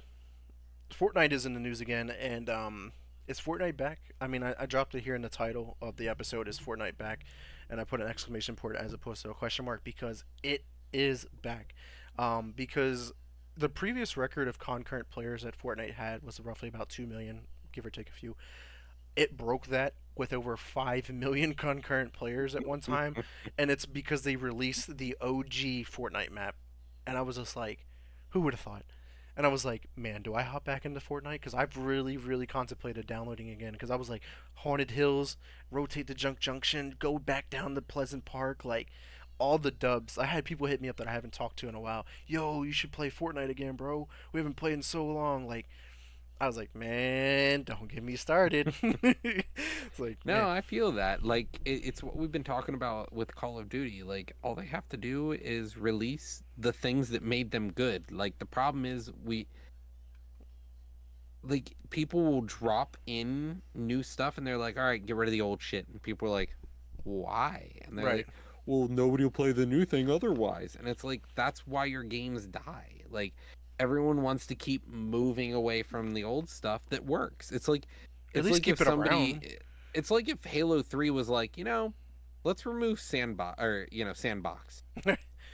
Yeah, that would suck. That was like the best Forge Why? map ever.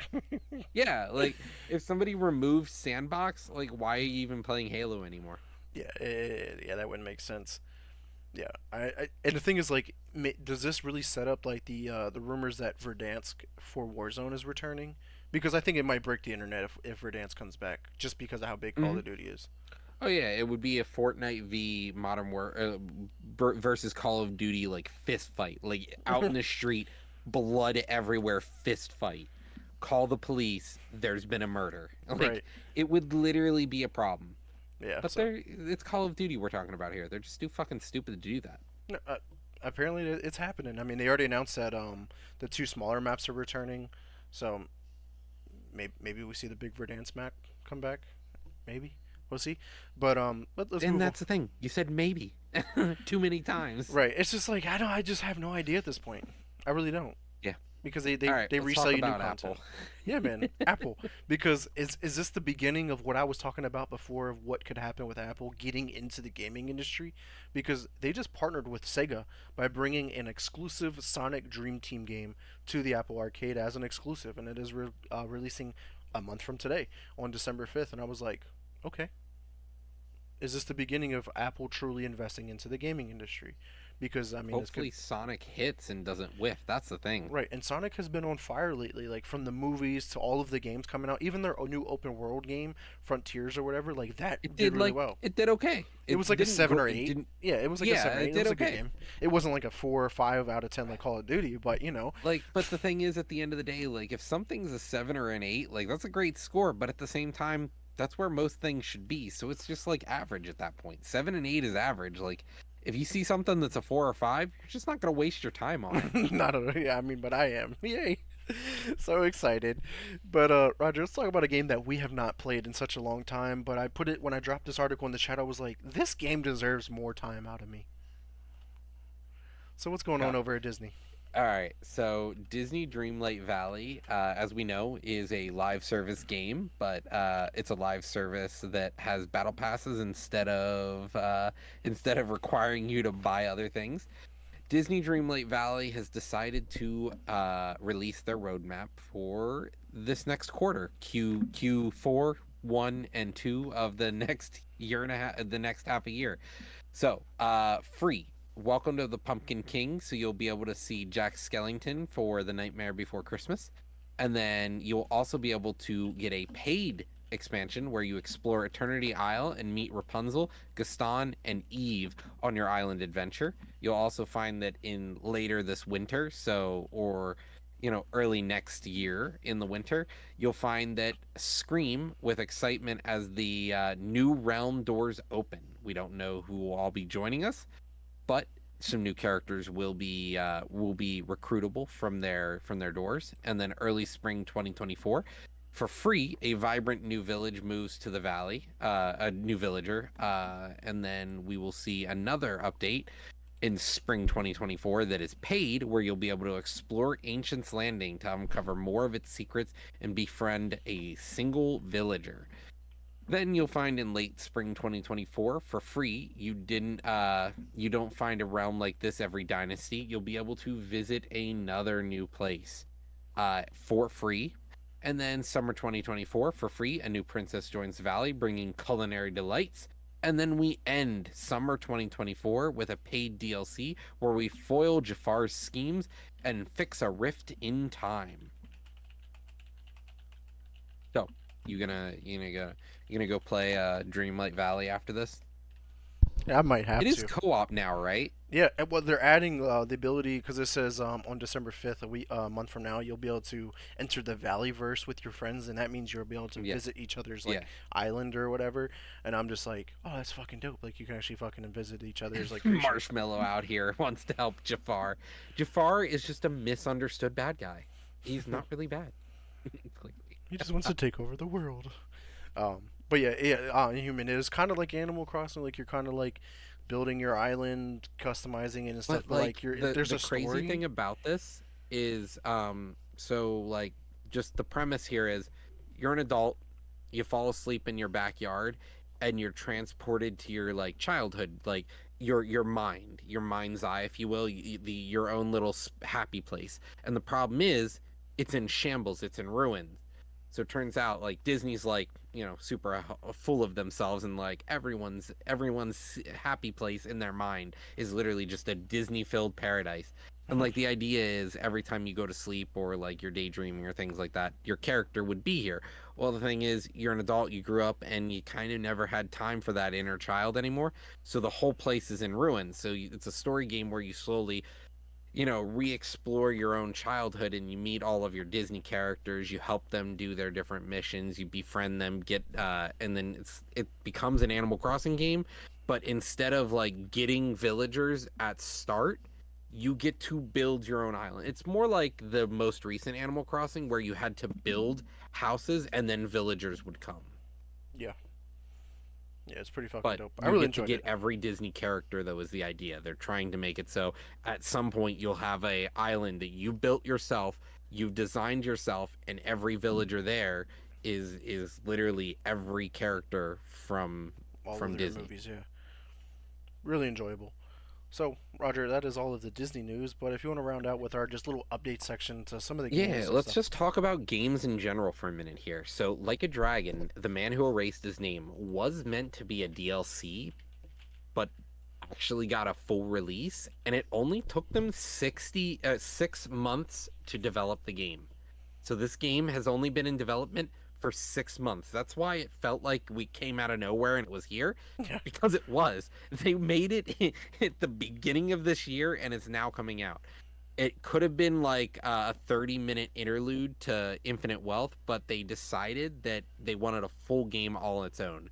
So this will be a full thing for Game Pass, yeah, which is really cool, honestly. yeah. I'm just City curious to see how it goes Skylines, because oh, it's a 6 month like development cycle. So I yeah, was like, is this going to be a big but like game? Like, is the this like a short Yakuza games, like experience? I'm thinking it's gonna be a Yakuza game without all the side shit. So it's Maybe. literally going to be a Yakuza story only game, which could be fun, could be garbage. We'll see. Yeah. But I'm interested because like lately after Ryuga Ka, I think is their name, Ryuga Ka, after they remade their formula, like they've been hitting You on can just all call him RGG. cylinders. Huh? You can just call him RGG. That's what most people know him. RGG. Yeah. So let's talk about City Skylines 2. So City Skylines 2, to make up for the horrible release, has 8 packs of regional buildings that are going to have 2,500 new assets added to the game for free. That's pretty dope. That's pretty cool. Like City Skylines 2, like what do you really do? Like I remember City Skylines had a bunch of purchasable updates to get this shit. Now they're gonna give it away for free. Cool. Awesome. Just let's fix the game instead. Next up, we have the finals. The game open beta has peaked now at over 267,000 people. Yeah. Yeah, that was a lot for a game that didn't have no hype, didn't really have any marketing. They were just like, and the beta's live, guys. Go check it out. And it's like the issue with a lot of these games lately that I agree with some of the points that I from a lot of the podcasts that I've been listening to is like we're in this rut where like any new first person shooter that comes into it, it's like, oh, it's so great, and then like it dies like almost instantly. Oh, it has 6 billion players, and now it has like two. Cool. It doesn't have that longevity that Call of Duty has. Like Call of Duty will always be here, Fortnite will always be here, Apex Legends will always be here. Like, how do you get into that market and be able to compete? That's going to be the issue here with the finals. Game looks like a lot of fun though. I want to check it out because it Yeah, has like that me too. destruction ability, has the game show element to it. I know a lot of guys from Shoot to Win were playing it and they were really enjoying But it.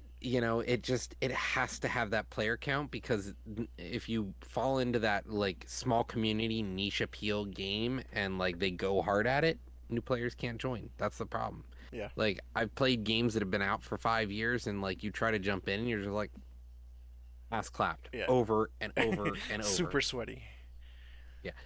Let's talk about Ubisoft for a minute here. Ubisoft is going to be shutting down online servers for the following games, which I didn't even know still existed: Assassin's Creed 2 for Xbox 360, Assassin's Creed Brotherhood for Mac, Assassin's Creed Liberation HD for PS3 and Xbox 360, Assassin's Creed Revelations for PC, Ghost Recon Future Soldier for PC, Heroes of Might and Magic 6 for PC, and CSI on PC, Splinter Cell Conviction for the 360, and Ruse on PC, and Trials Evolution on PC. The fact that Assassin's Creed 2 was literally still out there with Yeah. an online server. I guess it's like, were there really anybody on there? Like, was there like two people, maybe? Two people, they just kept loading in and hunting each other forever. Oh man, that's great. And then lastly, the day before was delayed from releasing what this month, Yeah, it was supposed and to be it's this now week. being I yeah, actually removed it like as you were reading through the game release schedule. I was like, that game got delayed. yeah. So the day before got delayed until next month so that it didn't have to compete with big releases like Call of Duty. Right, and plus I just think it needed some more time. But a lot of people are like, Yeah. "Oh, the new trailer they released, it looked like it copied from other trailers." But it's like they've been like they've been like told that they've been copying so many different games and stuff like that in their trailers, and it's just like, okay, well maybe that's the point. Maybe they're trying to just like, hey, we can show you what they did, but let's do it a little bit different. I don't know. Yeah. It looks like a fun game So though. the day before comes out now December 7th of this year, which we'll see if it's There, good. but so there's not much in December. Yeah, I mean, you got Avatar's Frontiers of Pandora, and that's The thing really about is, it. like, this game isn't going for GOAT. It's not No, going for Game of the Year. Like, it's just like we're gonna release after Game of the Year is closed. We're not competing for next year. it's releasing the same Let's day move. as Game of the Year or the Game Yeah. Awards. So that's great. All right, man. That's all of our news that we got this week. Let's end it out with our leaks and rumors. All right, Roger. PlayStation had some more troubling potential rumors and news. In serious trouble. Nearly all teams have a dispute with Sony now. A pair of studios even threatened to leave Sony. And yes, they have the ability to do so. Sony counter threatened to close them, and then 95% of the problems is over not wanting to do games as a service. So we just talked about the games as a service, and I was like, I thought we would have mentioned it up at the top, but it is kind of, not completely public knowledge or like Yeah, it's not like truth. It's confirmed kind of stuff. like Yeah. people, yeah, it's not confirmed at this point, but everyone's upset that Sony's like pushing games as a service. So single player is where most teams want to stay, and that's what makes Sony great. And the problem is people are like, let's make Sony great again, and Sony's like, let's make money again. And they somehow think that's two wholly different ideas. Fire Sprite Studio is going through a crisis now, and the founder have abandoned the studio, and this has caused projects to go into developmental hell. So like, it just studios over at PlayStation, yes, exactly, Marshmallow. PlayStation is just they're doing bad. Yeah, it was just bad news. I was like, man, no matter where I'm putting PlayStation, it's like bad news after bad news after It bad just news. It's like never ending. yeah. But then again, like Microsoft felt pretty bad to begin with too. It's like these studios are just like, let's just air our dirty laundry right before Christmas. Pretty Let's get much. the holiday spirit started right. New year, new me, right? Is that what New they year, say? new me. Let's just do all the terrible shit now, and January 1st, new leaf. Yeah. But let's talk about some more positive news here. So in regards to rumors, Resident Evil, it says the leak out there is saying that the ninth installment to the franchise is apparently going to have its biggest budget yet, and that's awesome to hear because I know both Biohazard and Village looked really good. It played really good. It reviewed really well. I never played them. I have both of them. We'll eventually get to those eventually. So maybe the ninth one with this full budget can is this going to be like Alan Wake 2 level graphics and all well put together kind of game? Because they're more or less in the same category of game. And the thing is, Resident Evil has picked themselves up by their bootstraps and actually fixed their series. They were like, Right. let's try 5, let's try 6, and they're like, Six is not we're it. we're fucking up. They're like, what do you mean you don't want to play a co-op horror game? Do you guys not have horror? Like, Right. and it felt weird. Like I played 5, I think it was, a lot, Yeah, I and think I me was and you just played and beat it together because that one like was a co-op multiple experience. times. It was an interesting game, but like it just wasn't it. And then they were like 7. Is this what you guys wanted? And everyone's like, Yes. and then 8 came out, and they're like, "Dummy, mommy," and it's like, and then okay, and then they guys, remastered all of the old ones. Are like, yeah. oh, this is And great, everyone's like, "This is Resident Evil," and they're like, "Okay, guys, I think we figured it out. Bigger boys. budget, We got bigger it, game." and keep it to the same Dude, formula. if we had Alan Wake level of like just like design and then Resident Evil level horrors, You could have a perfect Resident Evil game. I'm not gonna make it out of the first chapter because I'm gonna be sitting in a corner crying, dude. That's just gonna be so That scary. honestly, that's been some of my issues. Is like I don't really do want to do horror anymore like as much as I used to. Because Like it just gets I used to watch the eh, movies and it's just like I even when I played Dead Space earlier in the year, right? That was so draining because I was like I felt tense the whole time, the entire yeah. playthrough because I didn't know what was next, what was going to pop out, what was going to chase me because I was just like so tense. And I feel like that's the issue with Resident Evil. And it's like, and you hear that the knocking, Yeah, just the and you're shit that like, has you on edge.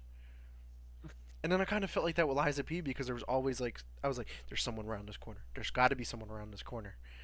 And there was and like I dude, was like, I'm down to one more charge left. yeah, My healing items are hitting on E, and then the enemy just comes around with a candlestick, and you're like, oh, Butler bot with the candlestick in the alleyway. yeah, That's how I died. yep. It's like a game of fucking Clue out here.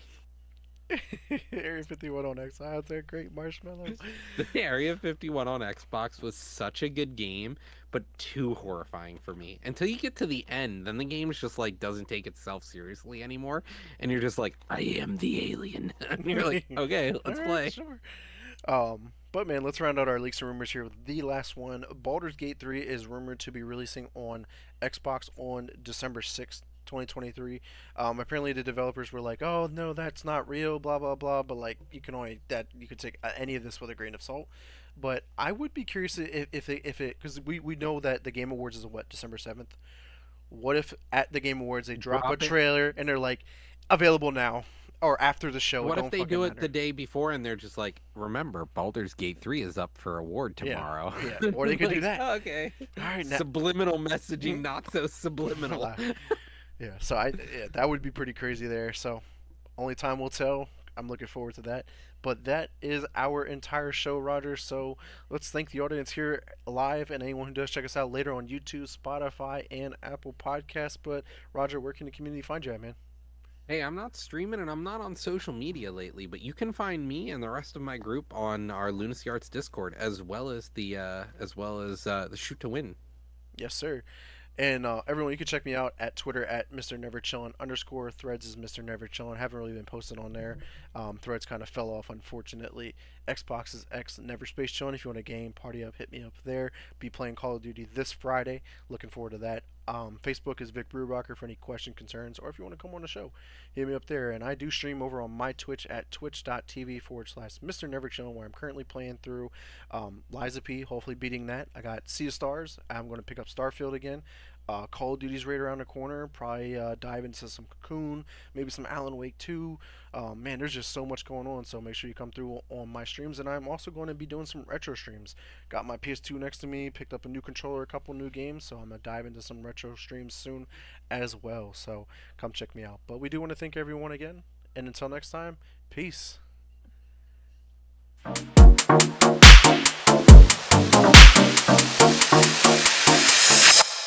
Restart podcast.